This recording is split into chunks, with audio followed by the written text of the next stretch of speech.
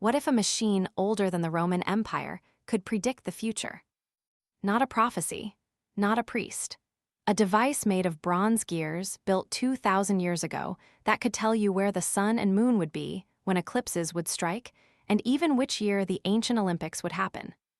If that sounds like a myth, you're already thinking like most people did for almost an entire century. Because when the first pieces of this thing were pulled from the sea, nobody wanted to believe what they were seeing.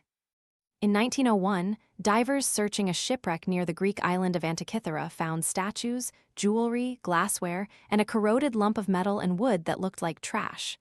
Later, in a museum, that lump cracked open. Inside were gear teeth, perfectly cut, meshing teeth. You don't expect that from 60 BCE. But then the weird coincidences start piling up. The fragments were found with a ship full of luxury goods, likely headed toward Rome. A floating museum hall. That suggests the device wasn't a one-off village curiosity. It was valuable enough to transport across the Mediterranean, across the world of its time. And the gears weren't decorative. They were functional, the spacing is regular, the teeth are shaped with intent. This wasn't a necklace, it was a machine. When researchers began to study it, they found inscriptions. Tiny Greek letters etched onto the metal. Not prayers, not poems, instructions. Labels for cycles of time, lists of months, references to lunar phases, like the faceplate of a complicated instrument. Now imagine you're holding that idea in your head, a box with dials and pointers that models the sky. You turn a crank and time moves. The sun slides along the zodiac. The moon follows, speeding up and slowing down the way the real moon does. A little sphere changes from dark to bright, showing the phase. It's not just clever, it's specific. Because the moon doesn't move at a constant speed. Its orbit is elliptical. Ancient astronomers knew the moon sometimes runs ahead and sometimes falls behind. To simulate that mechanically, you need something more than simple gears. You need a trick. And the Antikythera Mechanism seems to have one. A pin-and-slot system that produces a variable motion, a mechanical imitation of lunar anomaly. In other words, someone didn't just want a pretty model of the heavens. Someone wanted accuracy. Then comes the part that makes it feel impossible. On the back, the mechanism had spiral dials. These weren't just calendars. They mapped long cycles used to predict eclipses. One dial corresponds to the Metonic cycle, 19 solar years lining up with 235 lunar months, a rhythm used to keep lunar calendars from drifting away from the seasons. Another relates to the Saros cycle, about 18 years, 11 days, and 8 hours, after which eclipses repeat in a recognizable pattern. That's not fortune-telling, that's pattern recognition turned into hardware. And if you can predict eclipses, you can do something psychologically powerful. You can stand in front of a crowd and tell them calmly that the sun will vanish at midday, not because the gods are angry, because the gears say so. The more you look, the more modern it feels. There are pointers, scales, a user interface, and the inscriptions read like a manual explaining what the dials show and how to use them. This isn't a sacred object meant to be hidden. It's an instrument meant to be operated. So you start to build a hypothesis almost against your will. Maybe the ancient world was more technologically advanced than we give it credit for. Maybe there were workshops building complex gear-driven devices and we just lost them. Maybe history isn't a simple climb upward. Maybe it's a jagged line with peaks we forgot. Because gears that fine don't appear out of nowhere. To make them, you need metalworking skill, measuring tools, and the concept of turning rotation into calculation. You need to think of nature as something that can be modeled, and you need someone rich enough or curious enough to fund it. Then the implications widen. The Greek world had serious mathematicians. Archimedes designed war machines and studied levers and buoyancy. Hipparchus mapped stars and developed methods to predict astronomical positions. Apollonius explored geometry that would later echo in orbital mechanics. They weren't guessing, they were quantifying. There were also automata. Hero of Alexandria described devices powered by steam and weights and hidden siphons. Not computers, but proof of mechanical imagination. And in the ancient Mediterranean, there were geared devices for practical tasks, like the differential gear in later Roman-era mechanisms and complex gear trains in medieval clocks that came much later. So you begin connecting dots across centuries. If ancient engineers could build water clocks, odometers, catapults, and complex machines for temples, why not a celestial calculator? If astronomers could predict cycles with math, why not engrave that math into bronze? And then comes the strangest coincidence of all. For a long time, the Antikythera mechanism looked unique. A lone artifact with no family, but uniqueness is suspicious. Because technologies usually have ancestors and descendants. They spread, they mutate, they leave traces. So the mystery deepens. If this existed, where are the others? Were they all melted down for scrap? Bronze is valuable. Ships sink. Cities burn. Empires collapse. Libraries vanish. If you wanted to erase a technology, you wouldn't need a conspiracy. You just need time. Now you're in that intoxicating zone where the hypothesis feels almost inevitable. An ancient computer shouldn't exist, and yet it does. So maybe there was a hidden tradition of scientific instrumentation. Maybe some Greek workshop, possibly on Rhodes, produced devices like this for education or prestige. Maybe Rome inherited more than statues. Maybe it inherited machines and then lost the thread. But before you let the story run away, the investigation gets more serious. In the 1950s, Derek de Solla Price, a historian of science, used X-rays to look inside the corroded fragments. He argued that it was a kind of ancient astronomical calculator, not a clock, not a toy. His work helped shift the conversation from weird gears to intentional model. Decades later, the Antikythera Mechanism research project used modern imaging.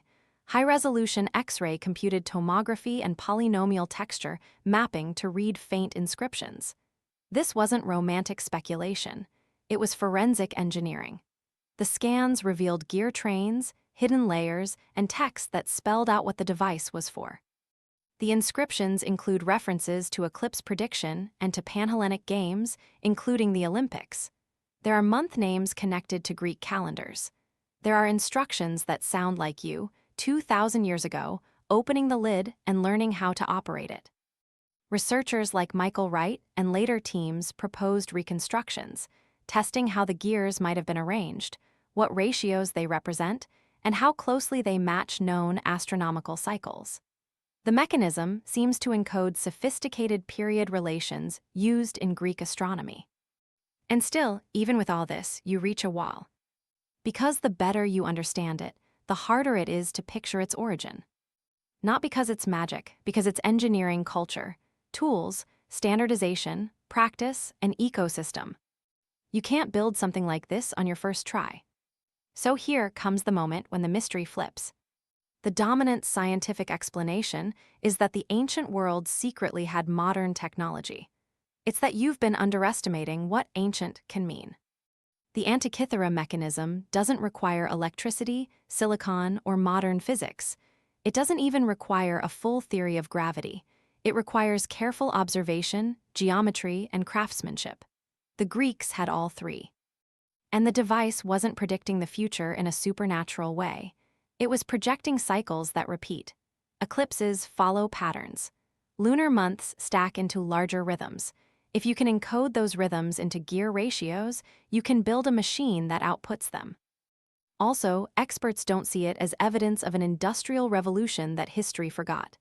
They see it as a high-end, perhaps rare, product of elite scientific knowledge, like an expensive planetarium, a teaching device, a prestige object, something you might commission once in a generation, not something every port town could manufacture. And there's another sobering point.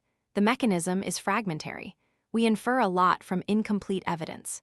Reconstructions are constrained by the scans and inscriptions, but multiple arrangements can sometimes fit the same fragments. Some claimed features are debated. For example, proposed planet displays for the 5 visible planets have been argued for, but the evidence isn't as secure as the sun, moon, calendar, and eclipse cycles. So the mainstream view is less sensational and more human. A brilliant device, built by people who were brilliant, in a world where brilliance could exist without becoming widespread. But that doesn't end the mystery, it just changes it. Because even if you accept the scientific explanation, you're left with an uncomfortable gap. If the Greeks could do this, why don't we see a clear line from this mechanism to later clockwork? Why does intricate gearing seem to disappear from the historical record for so long, only to re-emerge in medieval astronomical clocks? One answer is survival bias. Wood decays, bronze gets recycled. A single shipwreck can preserve what 1,000 workshops could lose. Another answer is social. Technology doesn't advance just because it can. It advances when societies reward it. If an invention doesn't fit economics, warfare, or mass utility, it can remain a marvel instead of a revolution. And yet, the mechanism still feels like it's in the wrong place in time. Because it represents something more than engineering. It represents a way of thinking, that the cosmos is lawful, that it can be represented, that knowledge can be compressed into a device you can hold. That is a philosophical statement made of metal. The alternative story, that it's proof of a lost high-tech civilization, has serious flaws. There's no supporting trail of mass-produced parts, no infrastructure, no widespread documentation of similar machines. The simplest reading is that it is what it looks like, a masterpiece, not a mystery empire.